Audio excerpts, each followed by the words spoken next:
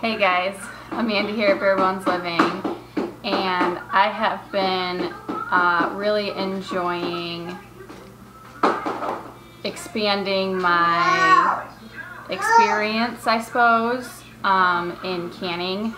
I've never really done much canning. I've water bath canned a couple of times, but it's never been my main source of preservation.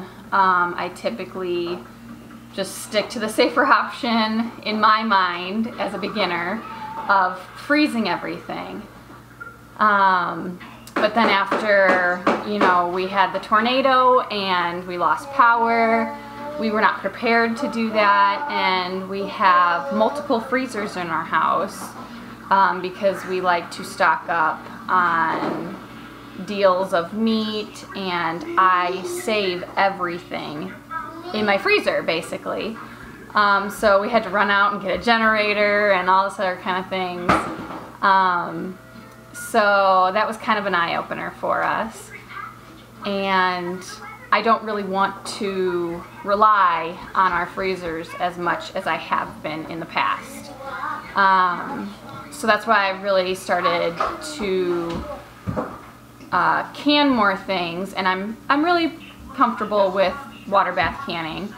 I mean, I still have tons to learn and get, more comfortable with making liberties in my cooking, and I'm still very, I follow the, recipe very much and make sure that I'm measuring head space, and I'm still making mistakes, but for the most part I feel comfortable.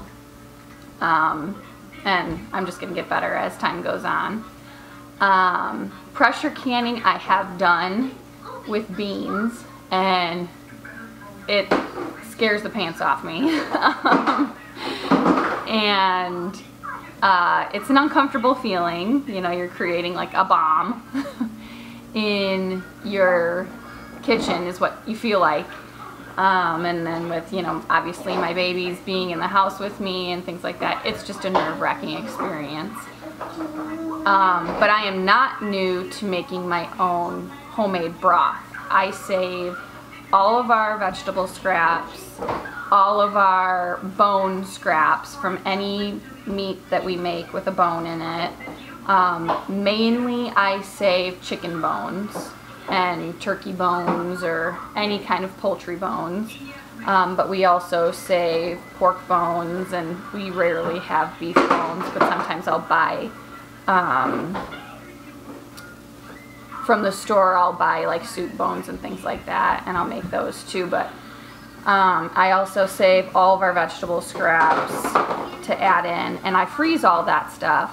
But now my freezers are like packed to the gills, and they're not very organized. So I'm taking this opportunity now that I have my roaster pan to start clearing out space in our freezers and expanding my canned products for the summer, or for the winter, excuse me.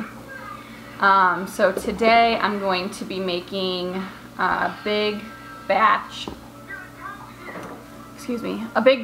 of our chicken broth.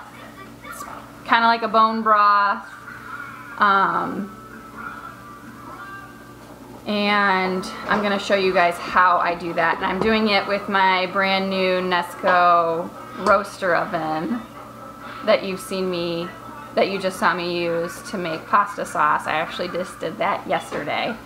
So I figure while I'm on the roll and still figuring this thing out, might as well keep this ball rolling.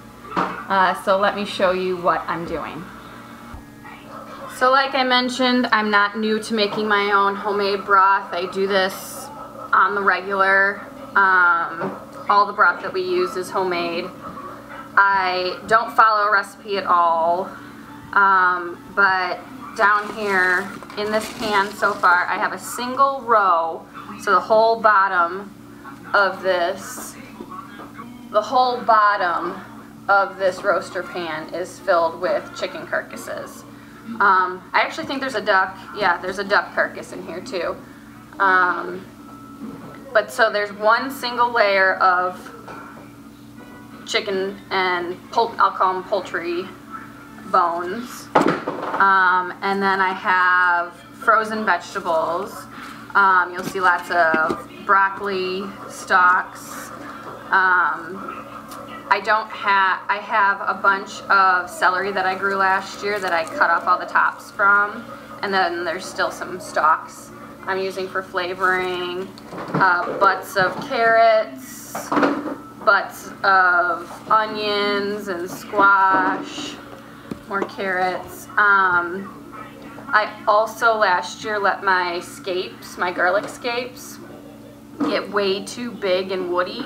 So I chopped them up and I'm just using them for flavoring, and that'll give me like an oniony garlic flavoring.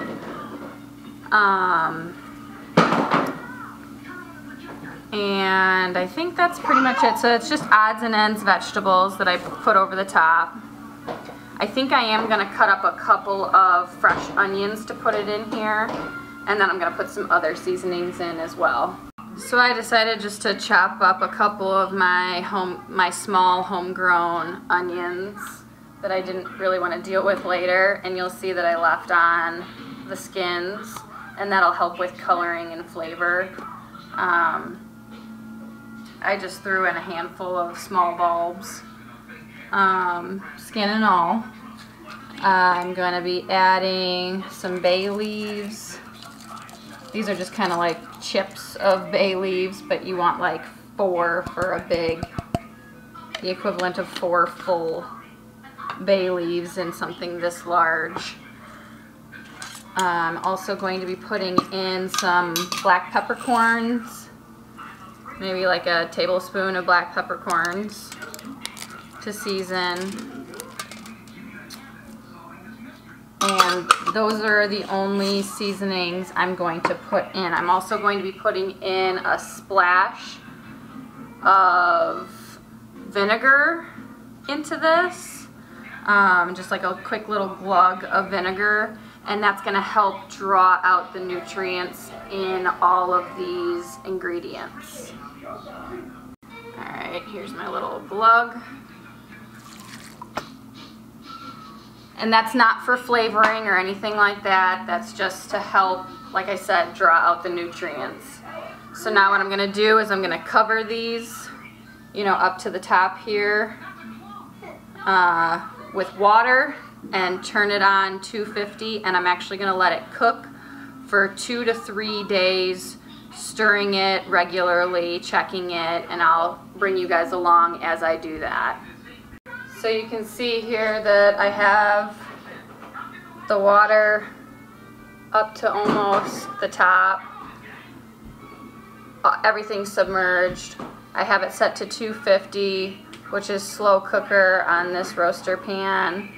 And I'm just going to cover it, and every couple of hours or so I'll come back and I'll check it, stir it up. If it needs more water, I'll add more water over the course of the next 2 or 3 days. And like I said, I will bring you guys along as I'm opening it and checking it. So after 24 hours, the broth is looking a little darker. It took about, 8 to 10 hours to start getting really fragrant. Oh, and I forgot to add in, we had grown our own meat birds last year, and we saved their feet, and I just added it in to get the collagen from the chicken foot out of there. So I added that as well. But the broth is smelling really nice, and I'm just kind of stirring it around, and it's just going to keep cooking for another day or 2, and I'll just keep getting darker and richer, and things will just keep breaking down as time goes on. I still have the roaster on 225, and I'm just checking it every so often. So this is the soup or the broth after, this is the morning of the third day. It's been slow roasting at 250, and I turned it off this morning to start cooling off, and I'm just going to be straining out. I'm just going to be pulling out these large scoops of all the big bits in there. I'll take out these bones, and everything else I'll feed to the chickens. So when I started this process, I filled up this big roaster pan up to this ledge here, just under this ledge, with water to cover all the vegetables and chicken carcasses that were in here. And then over the past couple of days, you can see that the line dropped down to here from evaporation, about 1/2 inch. And then now that I've taken out all the big pieces of vegetable and chicken carcass, you can see that it's dropped down probably another 1.5 inches. So we've gone down quite a bit. And then we also have a whole bowl of this scraps, the vegetables and the leftover chicken bits, that I can give to my chickens over the next couple of days as a snack.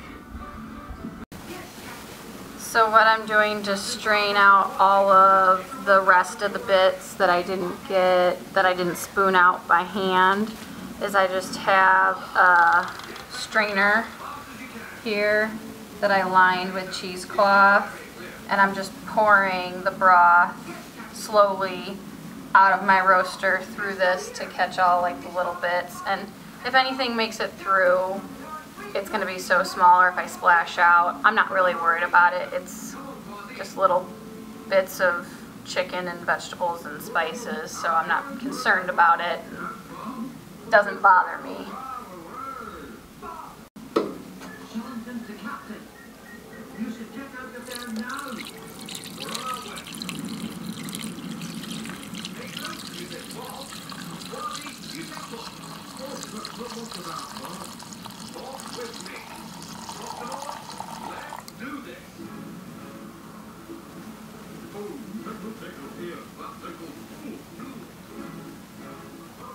So I think I'm going to stop there with this bowl, and I'll just get another bowl.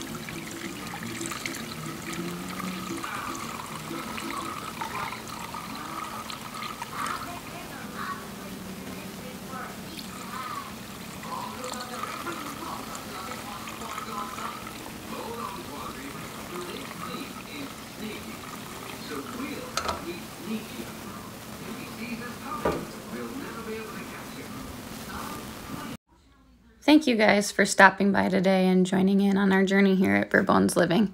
We'll catch you on the next one.